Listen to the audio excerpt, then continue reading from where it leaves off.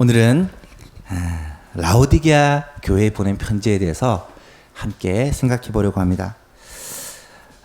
장마가 끝나자마자 무더위가 찾아왔습니다. 이제부터 본격적으로 무더위와의 전쟁을 해야 하는 시기인 것 같은데요. 무더위 가운데서도 하나님께서 우리 사랑하는 예수만교회 모든 성도들의 건강을 지켜주시고 가정을 지켜주시고 특별히 영적 건강을 지켜주셔서 신앙에 게으르지 않고 잠자지 않고 늘 말씀과 기도에 깨어 있어서 넉넉히 승리할 수 있기를 예수님의 이름으로 축복합니다. 올 여름에는 석 달에 걸쳐 영광스러운 교회라는 주제로 교회에 대한 말씀을 쭉 살펴보고 있습니다. 오랜 시간을 이곳에 투자하는 이유는 교회가 그만큼 소중하고 또 하나님께서 교회를 귀하게 보시기 때문입니다. 계속해서 말씀을 드렸지만 주님은 교회를 친히 세우셨고 지금도 교회의 머리가 되시고 교회의 주인이 되시며 교회에 친히 임재하시고 다스리십니다. 눈동자와 같이 교회를 지켜주시고 보호하시며 함께 해주시고 교회를 통해서 하나님의 뜻을 사람을 살리고 세우고 고치는 하나님의 꿈을 이루어 가고 계십니다.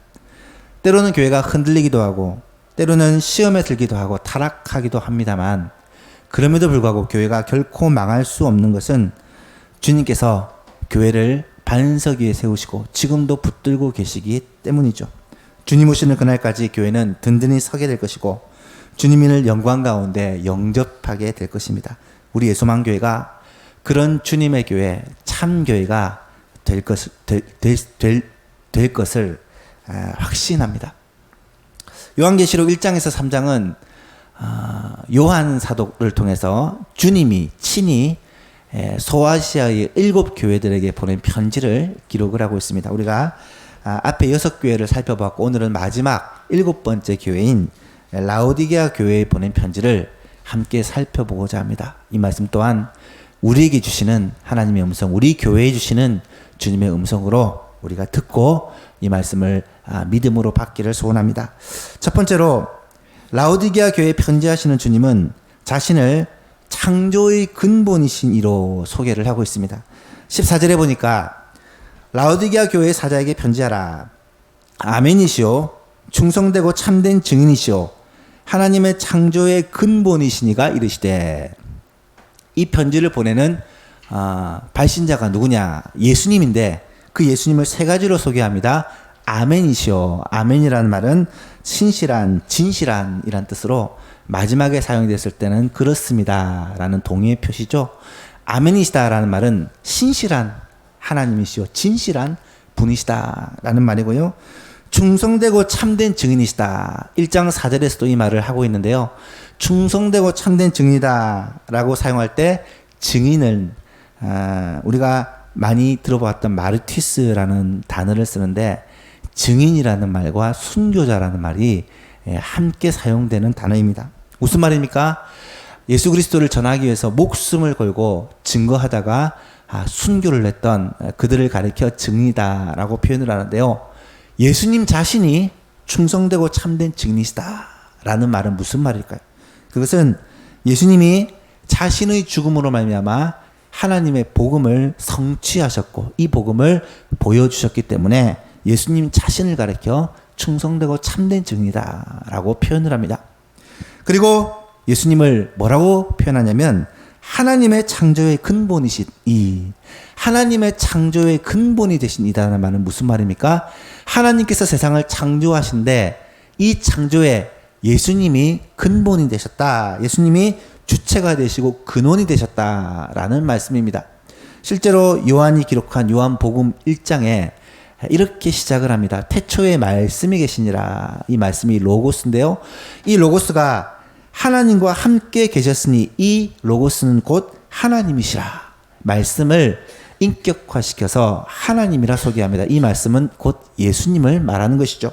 그래서 2절에는 그가 그 말씀 대신 예수님이 태초에 하나님과 함께 계셨고 태초에라는 말은 세상이 만들어지기 전에 말씀하시는 거고요. 태초에 예수님이 하나님과 함께 계셨고 만물이 예수님으로 말미암아 지은 바 되었나니 지은 것이 하나도 그가 없이는 된 것이 없느니라. 모든 창조물이 예수님으로 말미암아 지어졌다. 창조의 근원이 되신 분이 예수님이다라는 것을 분명히 말씀합니다. 바울 사도도 골로새서 1장 16절에 만물이 그에게서 창조되되, 그에게서는 예수님을 말합니다. 예수님에게서 창조되되 하늘과 땅에서 보이는 것들과 보이지 않는 것들과 혹은 왕권들이나 주권들이나 통치자들이나 권세들이나 만물이 다 예수님으로 말미암고 예수님을 위하여 창조되었다. 예수님은 분명 창조의 근원이시며 창조의 주체가 되시는 분이십니다. 그 창조주 예수님이 지금 라오디게아 교회에 말씀을 하고 계시다라는 의미이죠. 두 번째로 라오디게아 교회는 칭찬 없이 책망만을 받은 교회입니다. 우리가 앞에서 살펴보기를 서머나 교회와 빌라델비아 교회는 따로 책망을 받지 않고 칭찬만을 받은 교회였다라고 설명을 했죠. 그런데 라오디게아 교회는 안타깝게도 유일하게 칭찬이 하나도 없고 책망만 받은 교회입니다. 라오디게아 교회가 왜 이런 책망을 받게 되었을까? 우리 지난 시간에 살펴봤던 지도를 잠시 보시면 이 라오디게아 위치에 있는 곳이 지금 터키 나라의 가운데 중남부 지역입니다. 이 지역은 에베소에서 저 동방으로 가는 길, 무역로의 중간에 위치해 있는 이런 도시입니다. 에베소가 로마 시대에서 굉장히 크게 성장한 항구 도시라고 말씀을 드렸습니다. 이 에베소에서 물건을 실어 나를 때 이 라오디게아를 지나는 큰 무역로가 있었다라는 것이죠. 따라서 이 라오디게아는 로마 시대에 갑자기 급성장한 그러한 도시입니다. 이 도시에는 특징이 있었는데 유명한 병원이 있었고 의과 학교가, 의사를 양성하는 학교가 있었다고 합니다. 그래서 많은 병자들이 이 라오디게아에 와서 치료를 받았는데, 특별히 이 라오디게아는 안과로 유명해서 이 지역에서 나는 안약은 이 당시 세계 최고의 안약으로 그렇게 손꼽혔다라는 거죠. 그런데 이 라오디게아 교회가 어떻게 보면 좀 큰 도시요, 잘 나가는 도시요, 유명한 도시인 이 라오디게아에 있는 교회가 왜 책망을 받았느냐? 그 이유를 성경은 세 가지로 얘기를 합니다. 첫 번째는 차지도 뜨겁지도 않았기 때문에 주님의 책망을 받습니다. 15절과 16절을 보니까 내가 내 행위를 아노니 내가 차지도 아니하고 뜨겁지도 아니하도다. 내가 차든지 뜨겁든지 하기를 바라노라. 내가 이같이 미지근하여 뜨겁지도 아니하고 차지도 아니하니 내 입에서 너를 토하여 버리리라. 여러분, 이 말씀이 나온 배경은 라오디게아 근처에 있는 히에라볼리라는 그러한 도시 때문입니다. 라오디게아와 히에라볼리와 골로새는 매우 가까운 지역에 있는 세 개의 도시였는데요. 이 세 개의 도시가 하나의 도시군을 이룹니다. 지금도 터키 지역을 순례하는 그 성지 순례자들이 꼭 들리는 곳이 히에라볼리입니다. 히에라볼리는 자연경관이 매우 아름답습니다. 왜냐하면 이 지역을 둘러싼 이 절벽, 이 산지들이 전부 다 석회암으로 이루어져 있어서 눈으로 보기에 꼭 하얀 병풍으로, 하얀 얼음으로 둘러싸인 것처럼 그렇게 보이기 때문입니다. 저도 사진을 통해서 이 히에라볼리를 보는데 참 아름다운 지역입니다. 히에라볼리는 무엇보다도 온천이 유명한 도시입니다. 이 지역에서는 아주 뜨거운 온천이 났었고 지금도 그런 온천이 그곳에 있다고 합니다. 유명한 온천이 있어서 이 지역은 일찍부터 많은 관광지로 그렇게 인정을 받습니다. 라오디게아는 이 히에라볼리로부터 약 10km 정도밖에 떨어지지 않는 가까운 도시입니다. 그러다 보니까 이 온천물을 이 수도관을 만들어서 이 관을 만들어서 이 물을 라오디게아까지 끌어들이고 그것을 가지고 이제 목욕하는 그런 용도로 사용했다는 거예요. 그런데 히에라볼리에서는 뜨겁던 물이 10km를 거쳐서 라오디게아에 오다 보니까 이 물이 식어가지고 뜨겁지도 않고 차갑지도 않은 미지근한 그런 물이 되었다는 거예요. 라오디게아 성도들은 예수님으로부터 이 편지를 받았을 때 너희가 차지도 뜨겁지도 않다라는 말을 들을 때, 이 라오디게아의 온천물을 히에라볼리에서 끌어온 그 온천물을 떠올렸을 것입니다. 그 물이 라오디게아 오니까 뜨거운 물이 아니라 미지근한 물이 되어서 이러지도 저러지도 못하는 무용지물이 되어버린 그런 모습이 바로 지금 라오디게아 교회의 모습이라는 것이죠. 이 말은 무슨 말이겠습니까?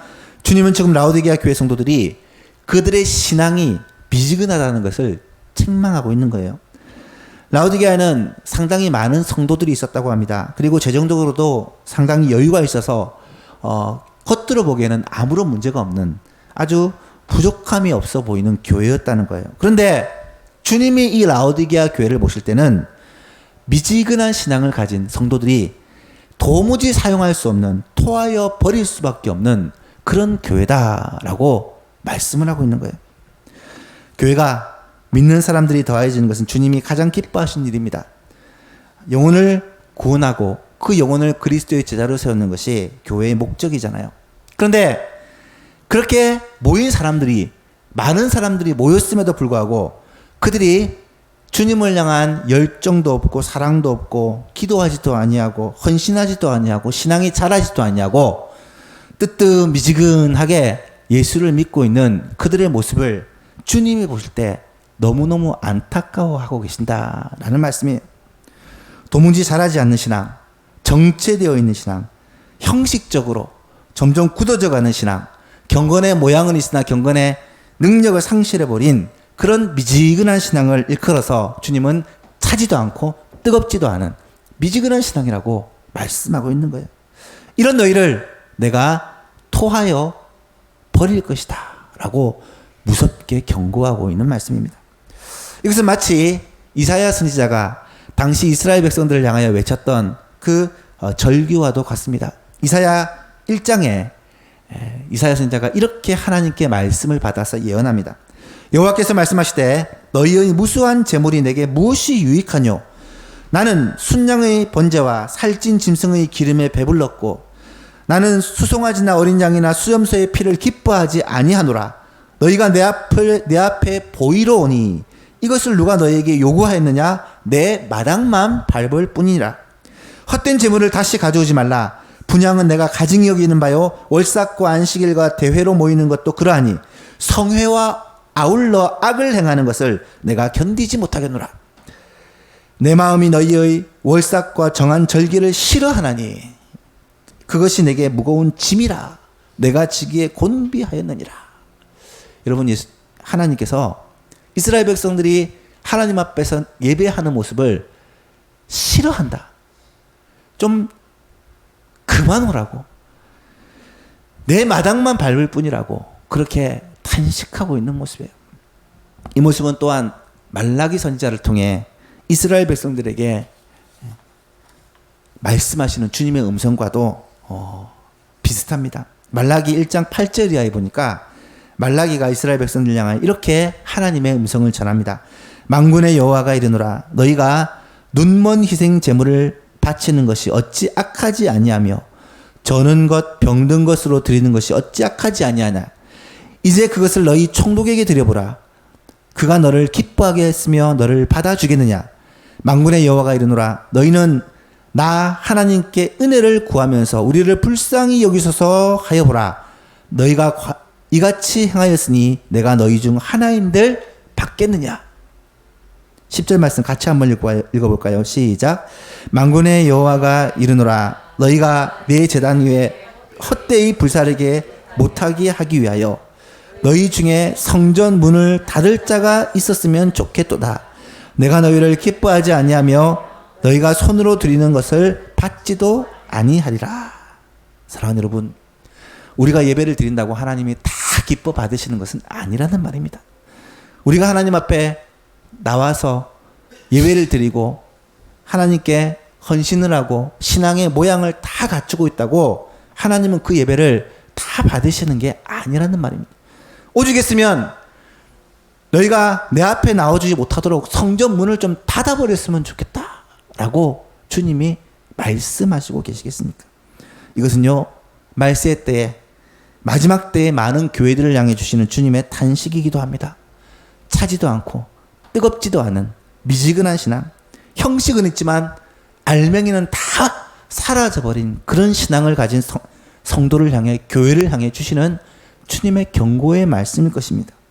신앙의 모양이 없는 것은 아닙니다. 예배를 드리지 않는 것은 아닙니다. 겉모습을 다 신앙생활을 하는 거예요. 그런데 마음이 떠나버린 것입니다. 신앙의 형식은 있지만 중심은 이미 세상에 빼앗겼고 물질에 빼앗겼고 우리의 마음 중심은 이미 세상 향락에 빼앗겼고 경건한 척은 교회에서 하지만 세상에서는 죄에 빠져 마음대로 살아가는 성도들을 향해 탄식하시는 하나님의 음성이라는 것입니다. 사랑하는 여러분, 차집도 뜨겁지도 않은 미지근한 신앙, 이 신앙에 대해 주님은 분노하고 계신다는 사실을 깨달아야 합니다. 지옥은 무섭고 천국은 가야겠기에 교회는 나오지만 교회 나오는 이유와 목적들을 알지 못하는 사람, 부모님 때문에 가족들 때문에 어쩔 수 없이 예배는 참석하지만 마음은 이미 떠나버려서 말씀을 들어도 아무런 느낌이 없고 결단도 없고 변화도 없고 기도해도 하나님의 마음이 느껴지지 않고 신앙생활을 하면서도 신앙생활의 그 맛을 느끼지 못하고 그냥 무감각하게 신앙생활을 하는 것. 여러분, 이것을 향하여서 주님은 미지근한 신앙, 주님은 하나님이 받으시지 않은 예배다라고 말씀하고 있는 거예요. 또한 라오디게아 교회가 책망받은 두 번째 이유는 자만심에 취해 있었기 때문입니다. 17절 상반절을 보면 내가 말하기를 나는 부자라 부요하여 부족한 것이 없다 하니, 여러분, 그런 가운데서 라오디게아 교회는 우리는 부자다, 우리는 부족한 것이 없다, 우리는 하나님 잘 섬기고 있다라고 대단히 착각을 하고 있었다는 거예요. 여러분 라오디게아 교회는요 실제로 부유한 도시였어요. 교회도 부유했고 도시도 부유했습니다. 그러다 보니까 스스로 나는 부자다, 부족한 것이 없다라고 생각을 한 것입니다. 뿐만 아니라 그렇게 생각했던 결정적인 이유가 무엇입니까? 마음이 교만했기 때문에. 여러분, 마음이 교만하게 되면요 눈이 멀게 됩니다. 착각에 빠지게 되죠. 자기 만족에 빠지게 됩니다. 교만한 라오디게아 교회는 신앙생활을 잘 하고 있는 것으로 착각을 하고 있었다는 거예요. 어쩌면 이 라오디게아 교회를 통해 오늘날 한국 교회에 주시는 하나님의 경고의 메시지가 아닐까 생각합니다. 우리의 마음들이 높아져 있습니다. 우리는 신앙생활을 잘 하고 있다. 그래도 세계에서 유일하게 새벽기도 하는 교회가 한국 교회가 아닌가? 그래도 단기간에 이렇게 부흥한 교회가 한국 교회가 아닌가? 하지만 그 알맹이가 어느새 다 사라져 버리고 껍데기만 남은 우리들의 모습은 아닌지를 우리가 돌아보아야 한다는 거예요. 세 번째로 책망받은 이유가 무엇입니까? 자신을 돌아보고 회개함이 없었기 때문입니다. 17절을 다시 한번 보시면 내가 말하기를 나는 부자라 부요하여 부족한 것이 없다 하나 내 곤고한 것과 가련한 것과 가난한 것과 눈먼 것과 벌거벗은 것을 알지 못하는도다. 여러분, 라오디게아 교회가 스스로 자신을 생각하는 모습과 주님이 라오디게아를 평가하는 교회는 이렇게 다릅니다. 완전히 달라요.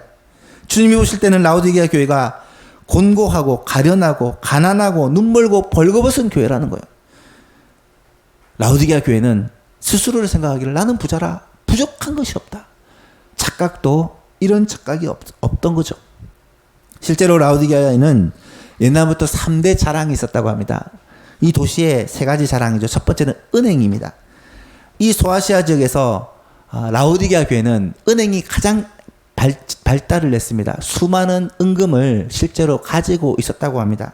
그래서 AD 60년경에 이 지진으로 말미암아 라오디게아 이 도시가 완전히 폐허가 되었는데 은금이 풍부한 이 도시의 저력으로 다시 회복이 되었다라는 것은 굉장히 유명한 이야기입니다. 두 번째가 병원이었는데요. 이 지역에서 나는 안약은 로마 제국 전체에서도 굉장히 유명할 만큼 그렇게 안약이 유명했고 병원이 유명한 지역이었습니다. 마지막으로 양모가 유명했는데요. 이 양모는 넓은 목양지에서 생산된 양모가 공장에서 제작이 되었는데 최고의 품질을 인정받았다라고 합니다. 그런데 주님은 지금 라오디게아 교회가 스스로 자랑하고 있는 그 3대 자랑을 오히려 책망으로 바꾸고 있는 것을 보게 됩니다. 황금이 풍부한 도시에서 실상은 너희가 가난한 자다. 그렇게 안약이 유명한 도시에서 너희 눈이 멀었다. 양모로 유명한 그 도시에서 너희의 벌거벗은 것을 알지 못하느냐. 여러분, 라오디게아 교회의 실상은요, 자신들이 생각하는 모습과 너무나도 달랐다라는 것을 주님은 강조하고 있습니다. 사랑하는 성도 여러분, 우리의 자랑이 무엇입니까? 우리 교회가 자랑하는 것은 무엇입니까? 내가 스스로 자부심을 가지는 것이 무엇일까요? 혹시 우리 주님이 생각하실 때도 그렇게 생각하실까? 아니면 라오디게아 교회 같이 나만의 착각이 아닐까? 이 말씀을 통해 자신을 다시 한번 돌아보고 하나님 앞에 회개할 수 있는 귀한 기회가 될 수 있기를 간절히 바랍니다. 세 번째로, 그렇다면 이런 라오디게아 교회를 향해 주님이 권고하시는 내용은 무엇일까? 두 가지를 권고하고 계십니다. 첫 번째는요, 병을 고치라는 것입니다. 18절에 보니까 내가 너희를 권하노니 내게서 불로 연단한 금을 사서 부요하게 하고 가난한 너희를 부요하게 하고 흰옷을 사서 입어 벌거벗은 수치를 면하게 하고 보이지 않게 하고 안약을 사서 눈에 발라 보게 하라 라고 말씀하고 있습니다. 주님은 지금 라오디게아 교회를 향해서 영적인 회복을 명하고 계신 거예요. 이 라오디게아 교회의 세 가지 자랑을 진짜 자랑으로 만들라는 것입니다. 여기서 불로 연단한 금을 사라는 말은 예수님을 확실하게 믿는 믿음을 다시 회복하라는 말씀이에요. 베드로전서 1장 7절에 보니까 너희의 믿음의 확실함은 불로 연단하여도 없어질 금보다 더 귀하여 예수 그리스도께서 나타나실 때에 칭찬과 영광과 존귀를 얻게 할 것이다. 확실한 믿음은 금보다 더 귀하다라는 것을 말씀하죠. 불로 연단한 금을 사라는 말은 믿음을 회복하라는 것입니다. 두 번째로, 흰옷이라는 것은 의의 옷을 말하는데 이것은 예수 그리스도를 상징하는 표현입니다.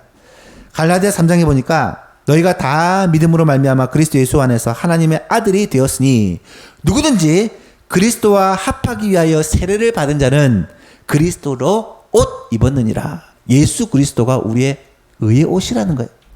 로마서 13장에 바울은 또 이렇게 말합니다. 밤이 깊고 낮이 가까웠으니 그러므로 우리가 어둠의 일을 벗고 빛의 갑옷을 입자. 낮에와 같이 단정히 행하고 방탕하거나 술 취하지 말며 음란하거나 호색하지 말며 다투거나 시기하지 말고 14절 같이 읽어볼까요? 시작. 우리 주 예수 그리스도로 옷 입고 정욕을 위하여 육신의 일을 도모하지 말라. 예수 그리스도의 의로 옷 입고 그리스도인답게 살라는 거예요. 이것이 흰옷을 입으라는 말이에요. 세 번째로, 안약은 무엇을 말하는 것일까?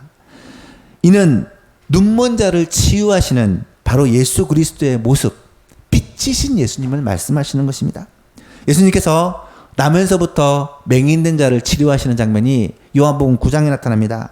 요한복음 9장에 보니까 예수님이 이렇게 말씀하세요. 내가 세상에 있는 동안에는 세상의 빛이로다.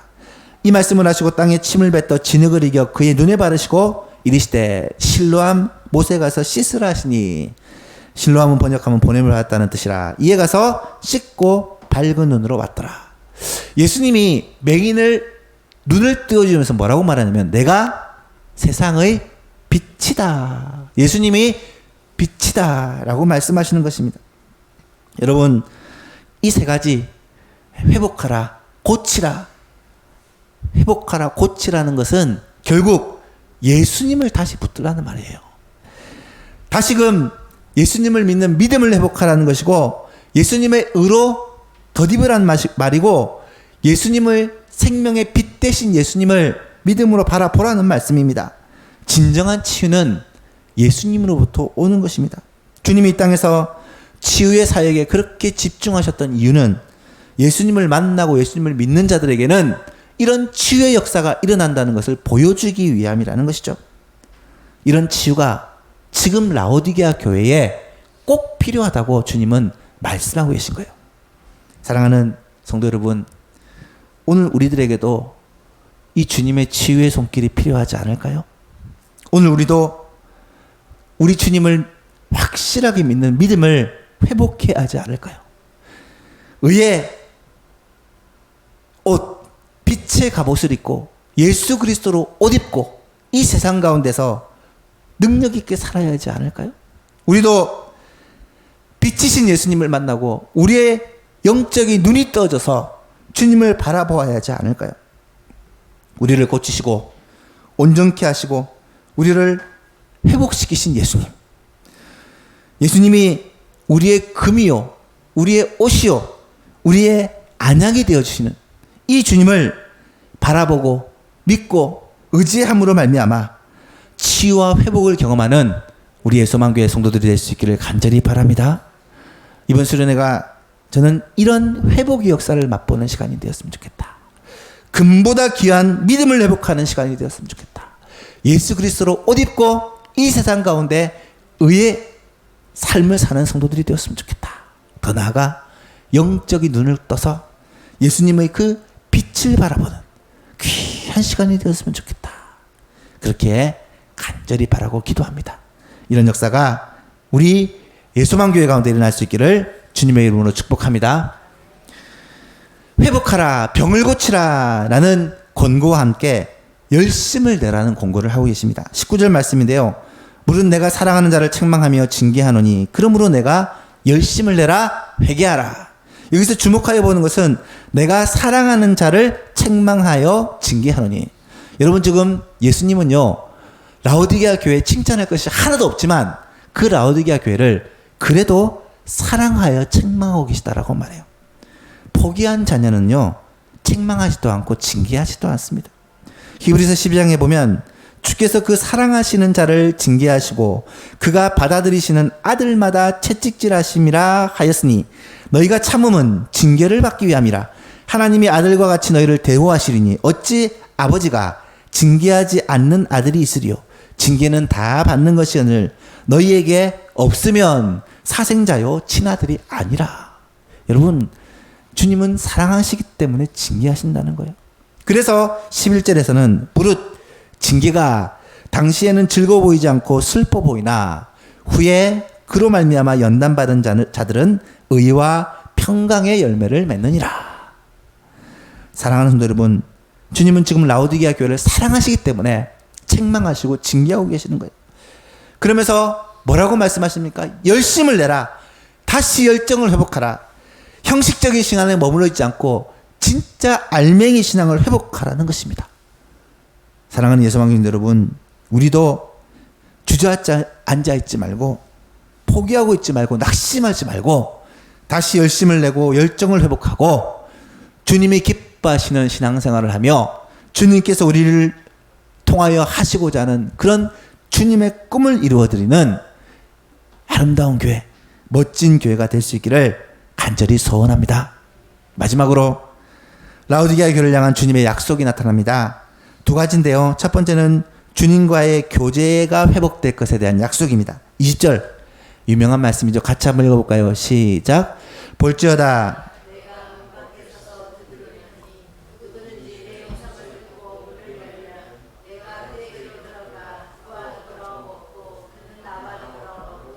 아멘. 이 말씀은 너무나도 유명한 말씀이죠. 그런데 이 말씀을 자세히 보시면 이 말씀이 지금 누구에게 하고 있는 말씀이냐 하는 거예요. 아직까지 예수님을 영접하지 않은 믿지 않는 불신자들에게 주시는 말씀일까? 그렇지 않습니다. 이 말씀은 지금 라오디게아 성도를 향해 주시는 말씀이에요. 이미 예수님을 영접하고 신앙생활을 하고 있는 라오디게아 성도들을 향해서 말씀하시면서 뭐라고 말씀하시냐면 주님이 지금 너희 마음 가운데 계시지 않고 문 밖에 서서 두드리고 계신다라고 말씀하세요. 왜 주님이 문 밖에 계십니까? 라오디게아 성도들이 주님과의 관계가 완전히 무너졌고 주님과의 관계가 막혀버렸기 때문에 주님이 그들의 마음 중심에 계시지 못하고 지금 문 밖에서 안타깝게 문을 두드리고 계시다는 거예요. 사랑하는 여러분, 혹시 여기 계신 우리들 가운데 주님이 우리의 문 밖에 서서 우리의 문을 두드리는, 주님과의 관계가 무너지고 주님과의 관계가 막혀버린 사람은 없으십니까? 우리의 마음의 문을 활짝 열고 주님을 영접하여 회복할 수 있기를 축복합니다. 그러면 주님께서 어떻게 하시겠다 약속하십니까? 내가 그에게로 들어가 그와 더불어 먹고 그는 나와 더불어 먹으리라. 주님과의 진정한 교제가 회복된다. 주님과의 친밀한 관계가 회복된다 라고 말씀합니다. 이 회복의 역사, 이런 놀라운 축복이 우리에게 꼭 있기를 간절히 바랍니다. 마지막으로 이기는 자에게는 주님의 보좌에 함께 앉게 해주시겠다. 여러분, 이 약속 얼마나 놀라운 약속입니까? 21절에 보니까 이기는 그에게는 내가 내 보좌에 함께 앉게 하여 주기를, 예수님의 보좌에 함께 앉게 해주기를, 내가 이기고 하나님 아버지의 보좌에 함께 앉은 것과 같이 하리라. 예수님이 하나님 아버지의 보좌에 앉은 것처럼 우리가 주님의 보좌에 함께 앉게 될 것이다 라는 말씀을 하고 계시는 거예요. 이 말은 정말로 최고의 영광, 최고의 기쁨, 최고의 면류관을 말하는 거예요. 하나님 아버지께서 죽으시고 부활하신 예수님을 가장 높여, 지극히 높여 하늘과 땅의 모든 이름 위에 뛰어난 이름을 주시고 모든 무릎을 예수님 앞에 꿇게 하신 것처럼 우리도 그 예수님과 함께 영광을 받으며 영원토록 행복을 누리게 될 것을 약속하시는 말씀이다 라는 것입니다. 말씀을 맺고자 합니다. 라오디게아 교회를 향한 주님의 이 편지는요, 칭찬하지 않고 책망만 하지만 그 어떤 교회보다 애정과 안타까운 사랑의 마음이 담겨 있는 것을 여러분 아실 수 있을 거예요. 어쩌면 이 시대에 주님이 칭찬하기 힘든 교회들을 향해, 주님과의 관계가 단절되어서 주님을 문 밖에 세워두는 성도들을 향해, 차갑지도 않고 뜨겁지도 않고 미지근하여 주님이 토하여 내칠 수밖에 없는 교회들을 향해 주님이 안타까운 마음으로, 사랑의 마음으로 주시는 메시지가 아닐까라고 생각합니다.